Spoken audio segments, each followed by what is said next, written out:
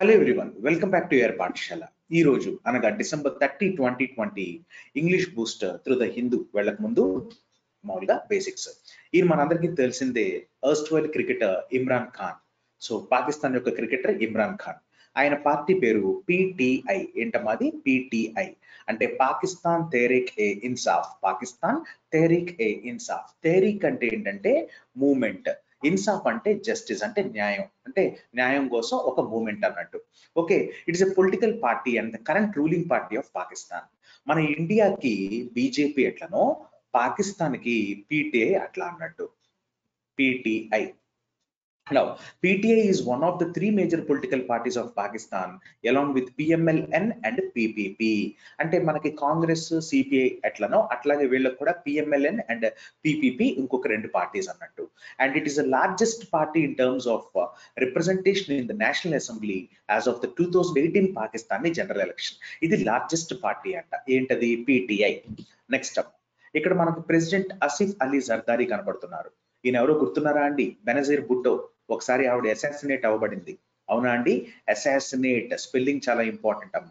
Assassinate. Assassinate అంటే మనము political murder అని చెప్పుకోవచ్చు. మనకు అతడు మూవీలో చూపిస్తాడు, శివారెడ్డిని వేసేయండిరా అంటారు కదా, అట్లాగా. సో అసాసినేట్ అంటే కనుక పొలిటికల్ మర్డర్. సో ఇక్కడ మరి దీని ఎవరు ఇవ్వబడ్డారంటే బెనజీర్ భుట్టో. ఈవిడ ఇంతకు ముందు పాకిస్తానీ ప్రైమ్ మినిస్టర్ అన్నమాట. వాళ్ళ ఈయన ఎవరు అంటే ప్రెసిడెంట్ ఆసిఫ్ అలీ జర్దారీ. మరి వాళ్ళ కొడుకు ఎవరు అంటే ఇప్పుడు చైర్మన్ బిలావల్ భుట్టో జర్దారీ. ఏ పార్టీ సార్ వీళ్ళది? మరి ఇమ్రాన్ ఖాన్ ది పిటిఐ అన్నారు కదా, మరి వీళ్ళదేం పార్టీ సార్ అంటే వీళ్ళ పార్టీ పేరు ఏంటి అంటే గనక పాకిస్తాన్ పీపుల్స్ పార్టీ. ఇదే పిపిపి అంటాం. ఓకేనా అండి? It is currently the third largest party in the national assembly of Pakistan. The party was founded in 1967. అంటే ఇక్కడ పాస్ట్ టెన్స్ ప్యాసివ్ వాయిస్ అడిగింది అన్నట్టు. Against the military dictatorship of president Ayub Khan. Ayub Khan అనే మరి ప్రెసిడెంట్ ఎవరైతే ఉన్నారో ఆయన డిక్టేటర్షిప్ తట్టుకోలేక మరి ఇది పెట్టడం జరిగింది. ఏ పార్టీ మరి అది అంటే గనక PPP under the leadership of Zulfiqar Ali Bhutto. ఇది స్థాపించింది ఎవరు అంటే జుల్ఫికర్ అలీ భుట్టో. ఓకే, అయితే దీని ఇప్పుడు ప్రస్తుతం ప్రెసిడెంట్ ఎవరంటే చనిపోయిన ఆవిడ ఎవరైతే ఉన్నారో వాళ్ళ husband Asif Ali Zardari, chairman Bilawal Bhutto Zardari. Next up, ఇక్కడ మీరు చూస్తే ఇక్కడ ప్రెసిడెంట్ షెహబాజ్ షరీఫ్, ఫౌండర్ నవాజ్ షరీఫ్, ఈయన గురించి మనకు తెలిసిందే. And VP vice president Nawaz Sharif గారి కూతురు Maryam Nawaz. The Pakistani Muslim League అంటే ఎన్ అంటే నవాజ్ అన్నట్టు, was founded by former prime minister Nawaz Sharif. It involve supporting free markets, lower taxes and private ownership. Free markets అంటే మార్కెట్స్ విచ్చలవిడిగా ఉండొచ్చు, లోవర్ ట్యాక్సెస్ తక్కువ, అండ్ ప్రైవేట్ ఓనర్షిప్ ని ఎక్కువ ఎంకరేజ్ చేసింది అనమాట. ఓకే, అయితే ఈయన పార్టీ పేరు ఏంటంటే పాకిస్తాన్ ముస్లిం లీగ్, పిఎంఎల్ఎన్. ఎన్ అంటే నవాజ్ అనమాట. సింబల్ మీకు అవసరం లేదు. సో రేపు పొద్దున్న మనకి కాంగ్రెస్ అంటే ఎవరు, సిపిఐ అంటే ఎవరు, బీజేపీ అంటే ఎవరు తెలుసు మనకి. కానీ Pakistan in terms of Pakistan మీకు జనరల్ నాలెడ్జ్ ప్రకారం, జనరల్ అవేర్నెస్ ప్రకారం రేపు పొద్దున్న పిటిఐ, దాని తర్వాత పిపిపి, దాని తర్వాత పిఎంఎల్ఎన్. వీటి ప్రస్తుతం ఇప్పుడు ఇన్కంబెన్సీలో ఉన్న వాళ్ళు ఎవరు అని అడగొచ్చు. లేకపోతే ఎవరు లీడ్ చేస్తున్నారు, ఈ పార్టీ ఏ కంట్రీకి సంబంధించిందని కూడా అడగొచ్చు మిమ్మల్ని. ఈ మధ్య నేను చూస్తున్నాను శ్రీలంకలో ఎన్ని సీట్స్ ఉన్నాయండి, లెజిస్లేటివ్ సీట్స్ ఎన్ని ఉన్నాయి, తర్వాత బంగ్లాదేశ్ లో ఎన్ని ఉన్నాయి, దాని పార్టీ పేరు ఏంటి, లీడింగ్ పార్టీ అని అడుగుతుండ్రు. ఇప్పుడు పాకిస్తాన్ లో లీడింగ్ పార్టీ పేరు పిటిఐ. ఇది ఇమ్రాన్ ఖాన్ అన్నమాట, ఇమ్రాన్ ఖాన్. అండ్ పిపిపి ఇందాక చూశారు కదా, ఆసిఫ్ అలీ జర్దారీ. ఆసిఫ్ అలీ జర్దారీ, ఆసిఫ్ అలీ జర్దారీ. అండ్ ఇక్కడ చూస్తే పిఎంఎల్ఎన్, దీనికి ఎవరు అంటే గనక ఫౌండర్ నవాజ్ షరీఫ్, ఇప్పుడు ప్రెసిడెంట్ షెహబాజ్ షరీఫ్. ఓకేనా అండి? అండ్ దాని చైర్మన్ ఎవరు అంటే గనక పిఎంఎల్ఎన్ కి మరి ఇక్కడ మరియం నవాజ్. ఓకేనా అండి?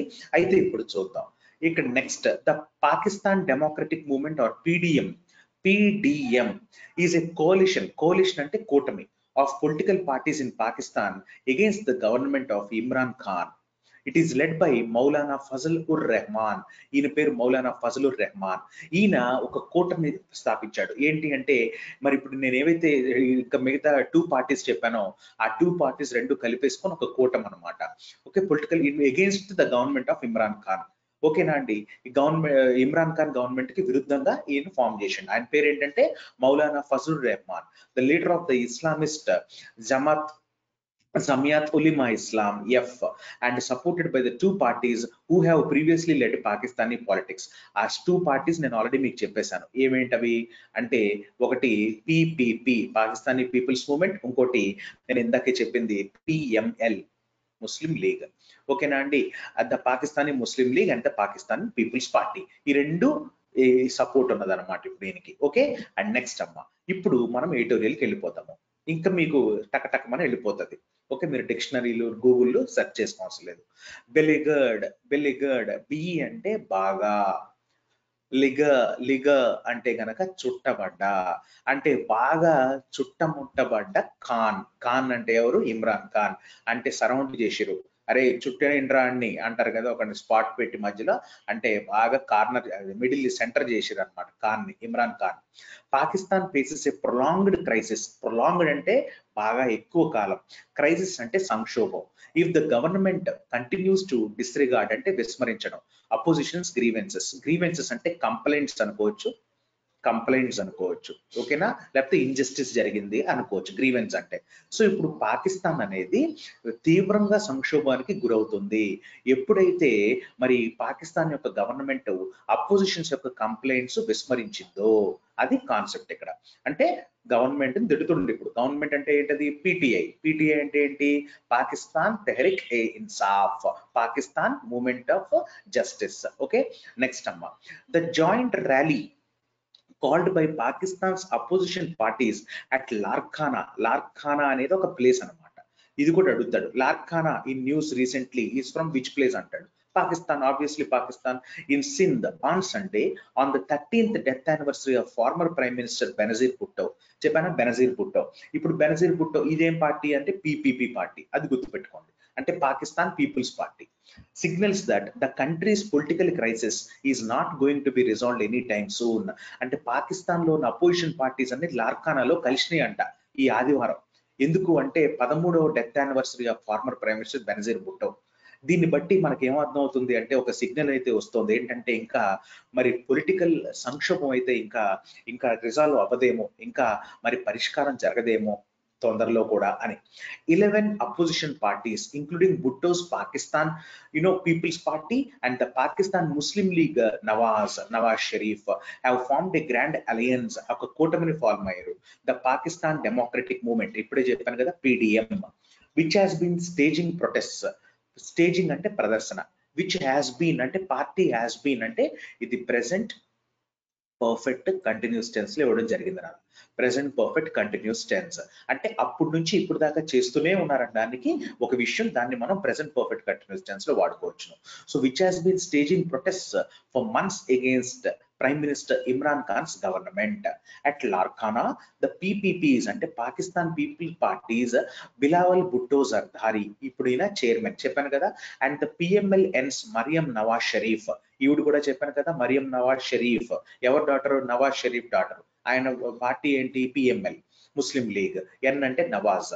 సో పిఎంఎల్ ఎన్ యొక్క Mariam Nawaz Sharif gave mister Khan a January 31 ultimatum. జాగ్రత్త, ఖబర్దార్ అన్నాన్ని ఇంగ్లీష్ లో అల్టిమేటం అంట. సినానిమ్ ఏంటంటే ఫైనల్ వార్నింగ్, తెలుగులో కడపటి షరతు, చివరి షరతు. అల్టిమేట్ అంటే సూపర్ అని, అల్టిమేట్ గుంద్రా వై chicken biryani, mutton chicken, mutton chicken. So ultimate అంటే ఏంటంటే సూపర్ ఉన్నది అని, ఎక్సలెంట్ అని దాని అర్థం. అల్టిమేటం కి అల్టిమేట్ కి కన్ఫ్యూజ్ అవ్వద్దు. అల్టిమేటం అంటే గనక నువ్వు ఎవరికైనా ఇచ్చే ఫైనల్ వార్నింగ్ అన్నట్టు. So PMLN's Maryam Nawaz Sharif gave mister Khan a January 31 ultimatum to quit and call fresh elections. నువ్వు క్విట్ అవు ఇమ్రాన్ ఖాన్, లేకపోతే క్విట్ అయ్యి ఫ్రెష్ ఎలక్షన్స్ జరిపించాలి అని. If it does not do so, ఒకవేళ అలా చేయకపోతే they have threatened to launch a long March to Islamabad. ఇప్పుడు ఇది కండిషనల్ వాడిండు టెన్సెస్ లా. ఎట్లా వాడిండు అంటే, డస్ అనేది V1 అమ్మ, హ్యావ్ థ్రెటెండ్ ఇది కూడా మరి ప్రెసెంట్ పర్ఫెక్ట్ వాడిండు కానీ పాస్ట్ పర్ఫెక్ట్ వాడలేదు, ప్రెసెంట్ పర్ఫెక్ట్ వాడిండు. అంటే మీరు ఇక్కడ అబ్జర్వ్ చేసినట్లయితే ఇది ఫస్ట్ కండిషన్ అని మనం అబ్జర్వ్ చేయొచ్చు. If it does not do so, వాడు చేయకపోతే they have threatened to launch a long March to Islamabad. అంటే పక్కా 90% ఛాన్స్ అయ్యేదాన్ని మనం ఫస్ట్ కండిషన్ లో యూజ్ చేస్తాం అన్నట్టు. So if it does not do so, they have threatened to launch a long march to Islamabad, which could shut down the capital city and worsen the crisis. ఇంకా సంక్షోభాన్ని అనేది ఇంకా చాలా worsen చేస్తుంది, అంటే అది చాలా చెడుగా అయ్యేటట్టు చేయొచ్చు. ఎందుకంటే అంతమంది ర్యాలీ చేస్తే మరి గవర్నమెంట్ గా సిగ్గుచేటు కదండి. After spending time dismissing and attacking the opposition alliance, the government has finally invited the protesting leaders for talks. So ఇదంతా చూసి భరించలేని గవర్నమెంట్ ఏం చేసిందంటే, కొంతమంది ఎవరైతే నిరసన చేస్తున్న లీడర్స్ ఉన్నారో, సో లీడర్స్ ఇక్కడ నౌన్ వస్తుంది, ప్రొటెస్టింగ్ అడ్జెక్టివ్ వస్తుంది. ఐఎన్జీ ఫామ్ ఉంది కదా అని మీరు అక్కడ వర్బ్ అనుకోవద్దు. మనం ఒక నౌన్ ముందు ఏది పెట్టినా అది అడ్జెక్టివ్ అవుతుంది. సో ఓకే, అలాంటప్పుడు మీరు యాన్ యాపిల్ అని పెట్టి యాపిల్ నౌన్ గా సరే యాన్ అడ్జెక్టివ్ అనొద్దు, కామెడీ చేయకండి నా దగ్గర. The protesting leaders for talks but with one rider. Rider అంటే ఏంటంటే బైక్ నడిపేటోడిని రైడర్ అని అంటాం, ఒక షరతుని ఒక కండిషన్ ని కూడా రైడర్ అని అంటాం అన్నట్టు. బట్ విత్ వన్ రైడర్ అంటే టాక్స్ కి పిలిచి గవర్నమెంట్ ఏం చేసిందంటే చర్చలకు పిలిచి ఒక కండిషన్ మీద, the exclusion of Nawaz and PDM chairman Maulana Fazlur Rehman as they are not parliamentarians. వాళ్ళని పిలవద్దు, వాళ్ళని అసలు చర్చలకు వద్దు, వాళ్ళని ఎక్స్క్లూడ్ మినహాయింపు చేయండి అన్నాడు. ఎందుకు అంటే వాళ్ళు పార్లమెంటేరియన్స్ కాదు కాబట్టి. This shows mister Khan is still betting on the divisions. అంటే వాళ్ళని ఇప్పుడు ఉన్న వాళ్ళని ఆల్రెడీ అపోజిషన్ వాళ్ళని డివైడ్ చేస్తున్నాడు. సో బెట్టింగ్ అంటే ఏంటంటే గెస్సింగ్ ద రిజల్ట్ అనమాట. అంటే ఇక్కడ కూర్చొని ఇదైతే అది బాగుంటది అట్లా అన్నట్టు. సో ఆ బెట్టింగ్ నే ఇక్కడ ఇంత బాగా వాడిండో చూడండి. This shows mister Khan is still betting on the divisions with in the opposition rather than being ready to hold and open dialogue with the PDM. మరి ఈ కూటమి ఏదైతే ఉందో దానికి డైరెక్ట్ గా ఓపెన్ గా మాట్లాడకుండా ఆ అపోజిషన్ వాళ్ళలోనే చిచ్చులు పెట్టడానికి ట్రై చేస్తున్నాడు ఆయన. Mister Khan deserves to be blamed. ఇది మరి ప్యాసివ్ వాయిస్, ఎందుకంటే ఇన్ఫినిటివ్ కి బి ఫార్మ్ ప్లస్ V3 పెట్టినా సరే మనకి అది ప్యాసివ్ వాయిస్ అవుతుంది. Mister Khan deserves to be blamed for the political deadlock. Deadlock అంటే ప్రతిష్టంభన. దీనికి సినానిమ్స్ ఏమవుతాయంటే స్టేల్మేట్ అవుతుంది, లేకపోతే ఎంపాస్ అవుతుంది. ఎంపాస్, దీన్ని మనం ఇంపేజ్ అని చదవకూడదు, ఎంపాస్, ఎంపాస్, IMPASSE అన్నట్టు. He is in now. ఓకే, అయితే ఏదైతే ప్రతిష్టంభన ఉందో దానికి ఈయన బ్లేమ్ చేయబడుతున్నాడు, passive voice. His confrontational approach. Confrontation అంటే ఫైటింగ్ అప్రోచ్ అనమాట.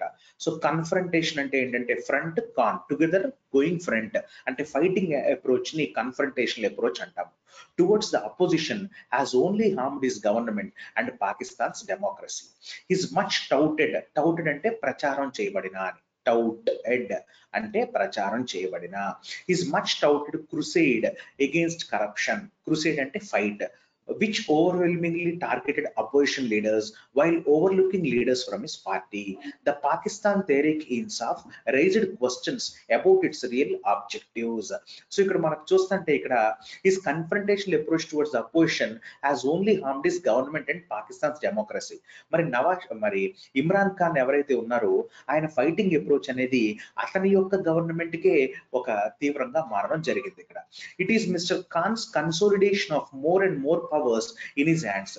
ఒకళ్ళు చేతుల్లో ఎక్కువ పవర్లు పెట్టుకుంటే ఏమవుతుందంటే ఇలాంటి సంక్షోభమే జరుగుతుంది. అండ్ ద రిలెంట్లెస్ అంటే కనికరం లేని, దీన్నే మనం యాడమెంట్ అంటామండి. యాడమెంట్ అంటే ఇన్ఫ్లెక్సిబుల్, అంటే ఎవరి మాట వినడు, సీతయ్య టైప్ అన్నట్టు.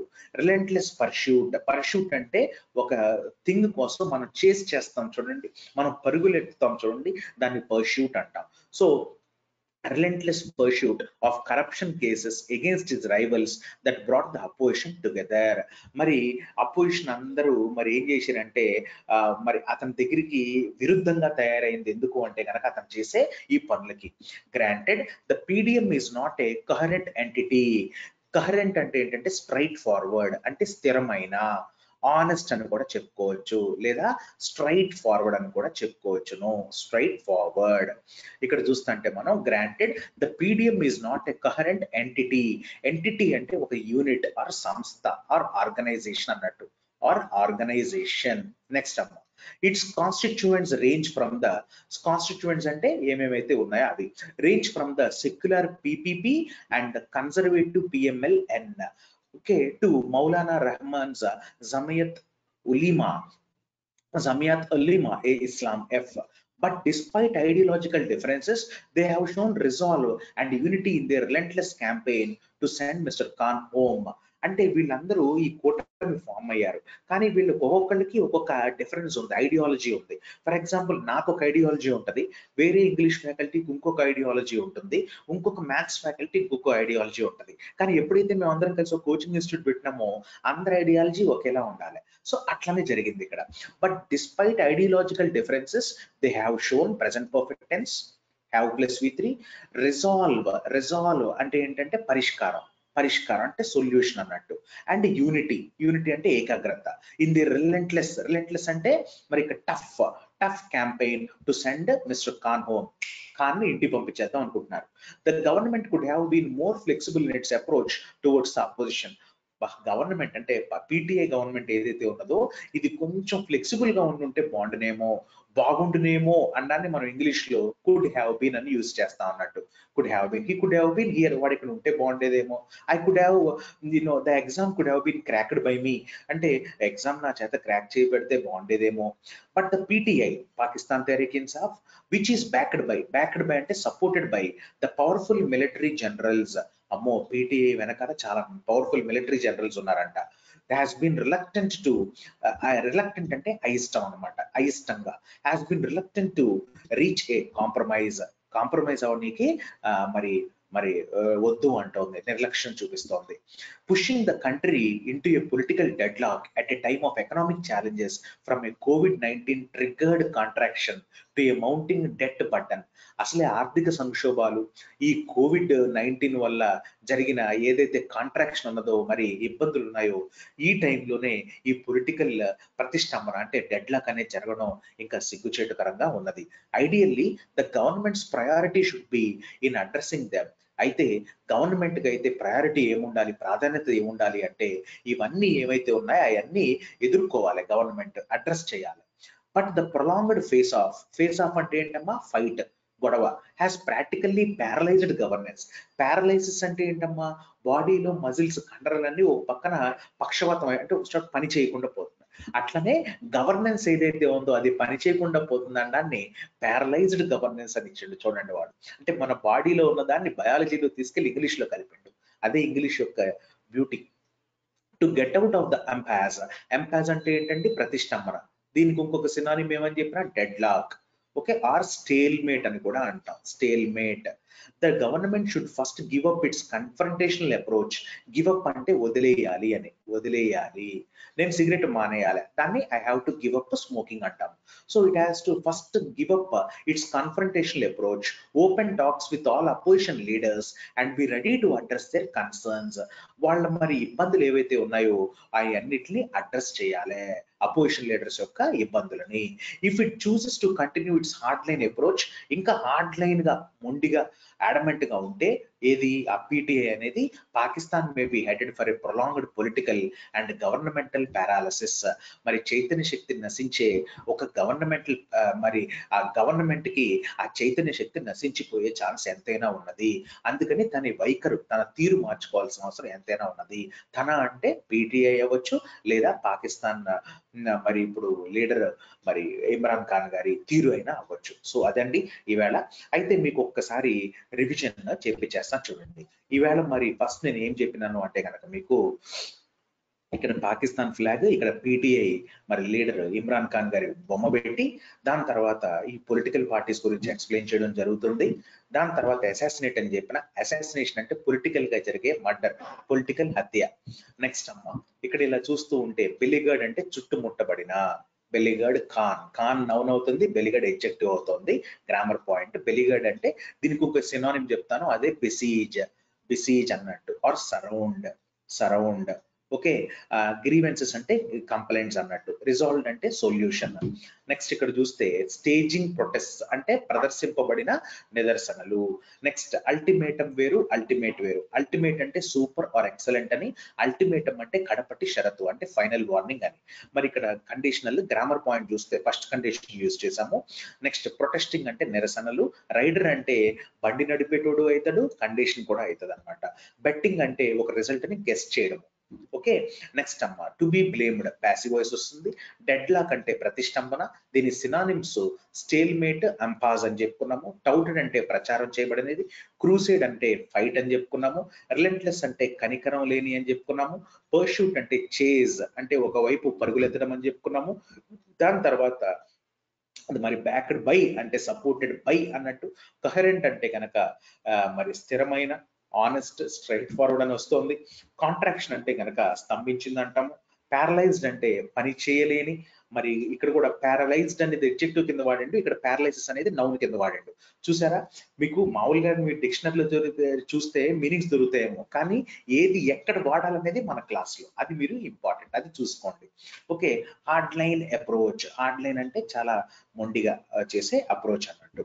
అండ్ నౌ మీకు ఇప్పుడు ఈవేళ మీరు కామెంట్ బాక్స్ లో పెట్టాల్సిన ఆన్సర్ ఏంటంటే, ఒకసారి మీకు క్యాట్ అనే ఎగ్జామ్ లో ఏమడిగిండు అంటే, ఇప్పుడు పారాలిసిస్ అనేది బాడీ మజిల్స్ కి వస్తే మరి పారాప్లీజియా అనేది దేనికి వస్తుందని అడిగాడు. మళ్ళీ చెప్తున్నాను చూడండి. పారాలిసిస్ అనే వ్యాధి ఓకే బాడీ మజిల్స్ కి వస్తే, కండరాలకు వస్తే పారాప్లీజియా అనేది దేనికి వస్తుందని అడిగాడు. ఇది ఒక విధంగా మనం రీజనింగ్ ఇంగ్లీష్ రెండు కలిపి అడిగాడు. అందుకనే దీన్ని మనము వర్బల్ ఎబిలిటీ అంటాం. ఏమంటాం అండి? Verbal ability. ఈ క్యాట్ లో వర్బల్ ఎబిలిటీ క్రాక్ చేస్తే మీకు మంచి కాలేజ్ అంటే ఐఏఎం వాటిల్లో సీట్లు వస్తాయి అని అంటారు. ఏముంది, చాలా ఈజీ. చూడండి, గూగుల్లో ఎక్స్ప్లోర్ చేసినా మీరు నాకు ఆన్సర్ చెప్పాలి. Paralysis is to body muscles అయితే paraplegia is to what? Liver, stomach, lungs, legs. Answer కోసం వెయిట్ చేస్తున్నాం. నోట్స్ రాసుకొని లైక్లు, షేర్లు, సబ్స్క్రైబ్లు చేయండి. నమస్తే.